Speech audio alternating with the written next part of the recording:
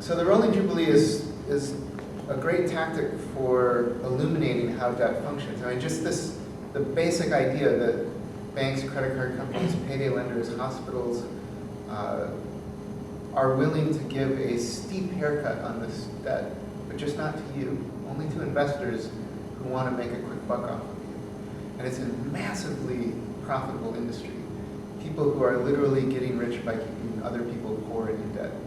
There was a study done just on debt buyers in New York City, just on 26 debt buying companies. There are thousands of them in the country. Over a 2-year time span, those 26 debt buying companies extracted $1.1 billion worth of wealth out of the poorest members of New York City. Virtually all of them were low or moderate income families. Over 75% were people of color. It's, I mean, and they make their money by having people fall on hard times just briefly. You lose your job or you get sick and you wind up in debt that you can't pay. And then a few years later, you're starting to get back on your feet and the collection calls come.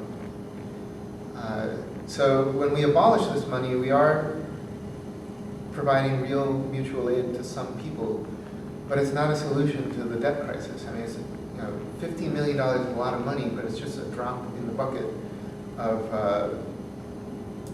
the total amount of outstanding debt. So right now, what we're thinking about doing is how do we evolve beyond the Rolling Jubilee into more aggressive tactics? And what, like the main idea that we want to plant is sort of this idea of non-cooperation, of mass debt refusal. But it's not, it doesn't work to do it as an individual. If I stop paying my student loans, I'd be committing financial suicide. It would work if I stopped paying it together with 10 million other people. So what we're trying to find are the places where we can start a proof of concept. And we're thinking that private, unsecured student loans without consigners are the place to start. So if you have private Sallie Mae loans, or if you know someone who does, maybe you would consider getting in touch with us. And it would only take 100 people before we're talking about several $1 million worth of debt.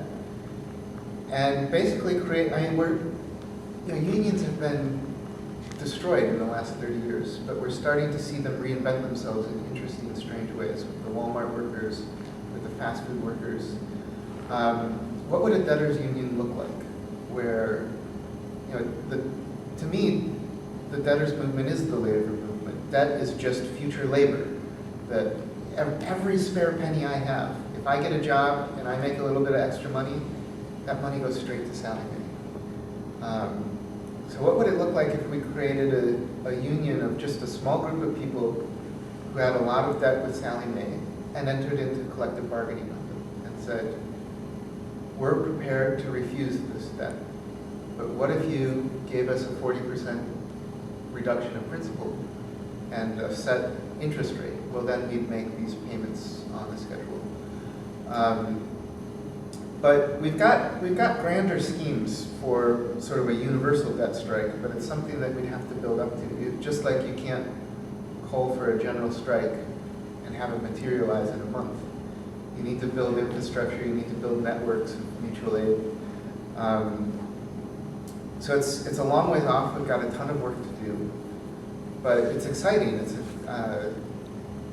I think, if the Rolling Jubilee has been likened to the sparkling fuse, and if you trace that fuse to the pile of dynamite, it's getting debtors organized, it's getting them organized to work collectively. I have sort of a question. When I'm talking to my parents, they're late 60s, early 70s, they look upon their debt as their debt. It's almost a point of honor for them to repay it. And I know my reaction to that, my knee-jerk reaction is, yeah, but this is extortion. This is beyond true debt. I really think that it's immoral to cooperate with these debts. if these debts are illegitimate debts to Wall Street. We really, collectively, we have all of the resources we need to meet our true obligations to one another. But we can't afford to do it because we're meeting all of these illegitimate obligations to Wall Street. So it's not, we're not advocating being financially irresponsible, or at least I'm not. I want hyper-responsibility. I would say it's hyper-responsible to refuse to pay an illegitimate credit card debt so that you can pay your true debts to each other. The Rolling Jubilee is a nice way to make people think twice about how much this debt is really worth. What do you really owe these credit card companies if they're willing to sell it to an investor for a few pennies on the dollar?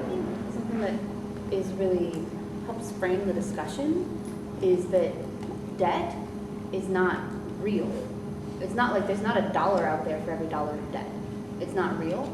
So when the people that we're indebted to sell our debts for 5 cents on the dollar, they're not actually selling our debt, they're selling the belief in our debt.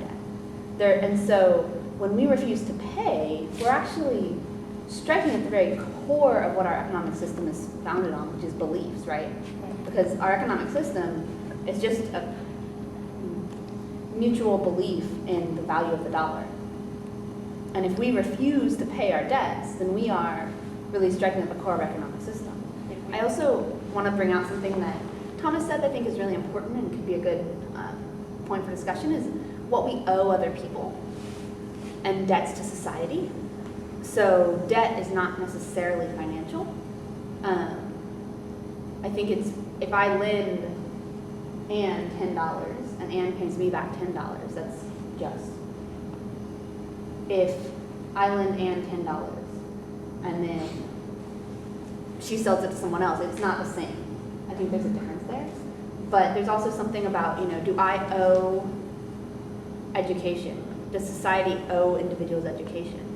Do we, as citizens in this country, owe each other something?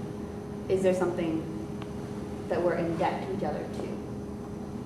Even if you don't want to be accused of being sentimental or kind of touchy-feeling, oh gosh, kumbaya, let's all get along with each other. It just seems pragmatic. Of course we all have to help each other.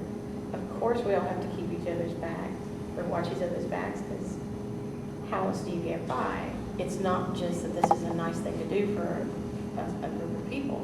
It's an incredible thing to do to cancel out somebody's medical debt. I've seen what that can do to people's lives.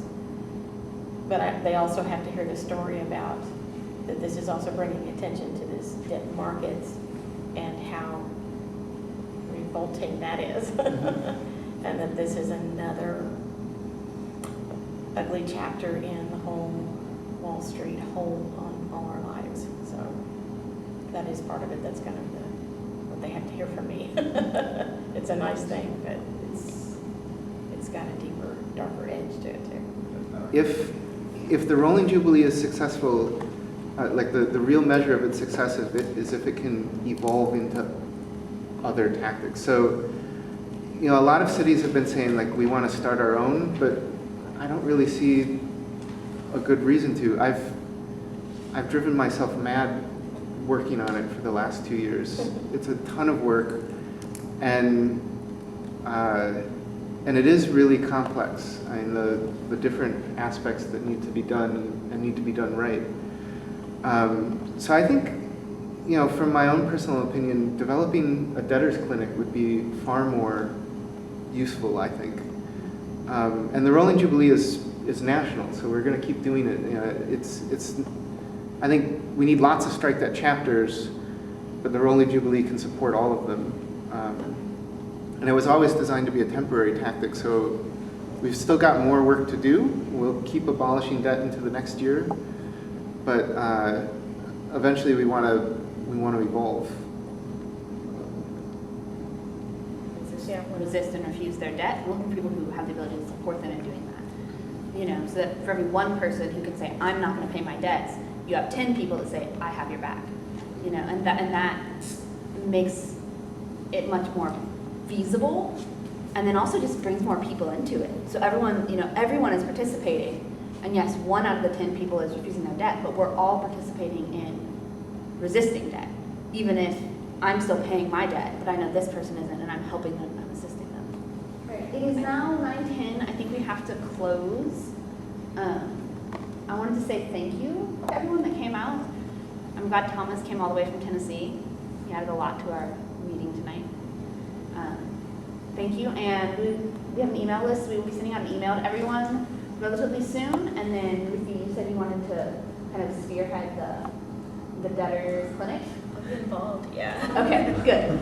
She said, don't put me in the spearhead, but I will be involved. Right, you'll be the contact person. Okay. Yeah, and so, yeah, we'll be in touch, and I think we're starting a chapter of Strike Debt.